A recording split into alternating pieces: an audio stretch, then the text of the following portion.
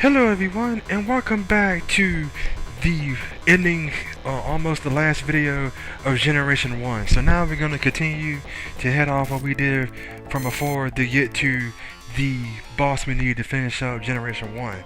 Now I know a lot of people remember from the last video, I kind of got up and I basically said something about how there's two pathways you can actually take in Generation 2. So I'm going to go ahead and break that down now real quick. So I'm going to try my best to break it down as best as I can. So here we go. After you finish Generation 1, you actually get a choice of two pathways you can take, or basically two girls you get to marry. What happens is though, if I pick girl number 1, it would actually be a short storyline for second generation, and then third generation would basically be like a huge chunk of like meat storyline before I get to fight the final boss, get the final weapons I need, and do the final storyline. Also, there's also kind of like, if you remember before when I said something about the shrines, when I said avoid them, it's like in Generation 2, if I actually happen to pick the other girl to marry, instead of picking girl number 1, instead of picking girl number 2, I can actually do the big chunk of the game earlier, and I can also get that item I can get. Now the item that I can get is actually, as you remember how I said how you had to get certain gems like sapphire, amethyst, other gems like that in order to actually happen to go through those underground dungeons to get to certain areas, like to Rissel, the fishing village, or Hazatok, the desert, or like the android village, or the village of androids in the desert. What happens is though is that you can actually use the shrines, and you have to have a certain item, and you could basically teleport from, instead of having to go through the dungeons, you can basically teleport from area to area to area to area to area. That's only if you happen to pick girl number 2. Now, unfortunately, because there's two different pathways, I do not really actually know for right now which pathway I'm actually willing to take. For this playthrough, I may actually just pick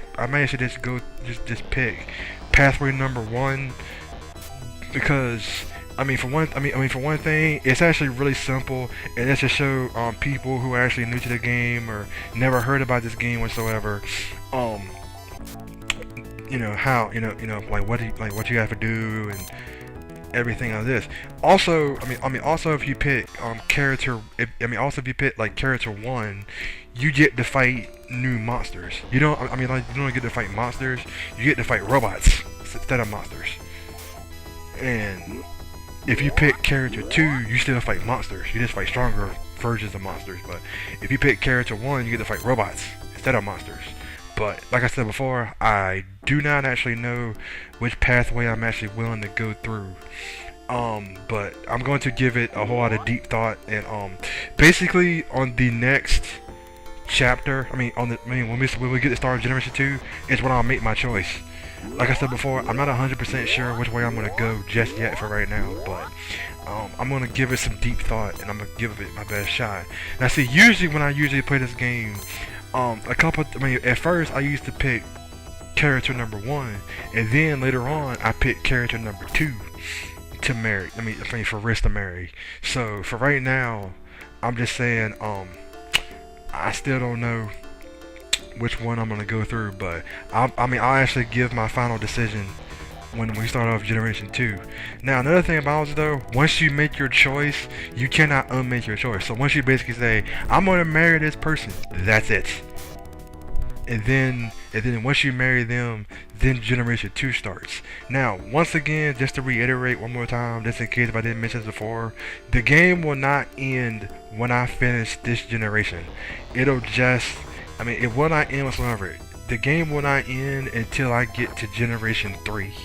I thought I would mention that just one more time, just in case if anybody was saying this game is really short.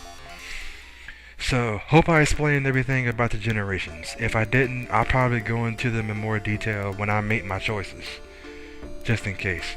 So now let me get back to what I have to say about the end of before we get to the end of the end of Generation 1. So once you exit the dungeon area of the castle, now we get to go to now we're upstairs. So what happens is, so now you want to go around the building, and then you want to go up. You can't now. Now you will see the gate there, but it's closed and it will not open.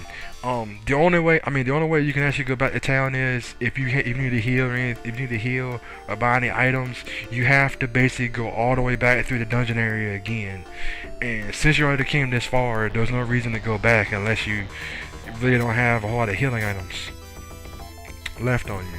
So all you need to do is really just take out every single enemy in your path, and you just want to keep on going around. As you see there, you'll see like Maya, and then you'll see a king standing there in front of her, like to protect her.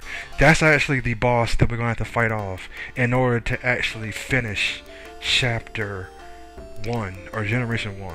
Now, before you actually go to fight the boss, you want to actually go in Riss's menu. Now, you want to keep his weapons equipped. Any items, like any mates he has, like tri-mates, mates, die-mates, any weapons, any other items he has, like the sapphire, the monitor, anything else like this, you want to give to either Ren or Mew. The reason why is because when we get to start off chapter 2, Mew and Ren will come with, and they'll basically have all of the equipment and stuff you gave them before, and they basically stay at the exact same level as before, so no need to worry about that for right now. With the second generation, once you get a new main character, they start off back at level 1, but I'll get into that when we start off chapter 2. So once you're ready to go, once you're healed up, and once you give like everything you need to give to Mew and Ren, now it's time to go and fight King Seal. I call him King Seal. So all you have to do is first of all take out the monster in front of him, and then just keep on pounding him with attacks, or if you want to use magic, just keep on hitting him over and over again. After you do enough damage to him, he'll fall down dead, and then we have now finished chapter 1 or generation 1 of Phantasy Star 3. Next time on Phantasy Star 3, we're actually going to start off Generation 2. So I hope everybody enjoyed Generation 1 of Chapter 1 of Phantasy Star 3, and now we're going to start off Generation 2 of Phantasy Star 3. So, hope everybody stays tuned for that, and I'll see everybody in Generation 2. This is Ryu here. Later.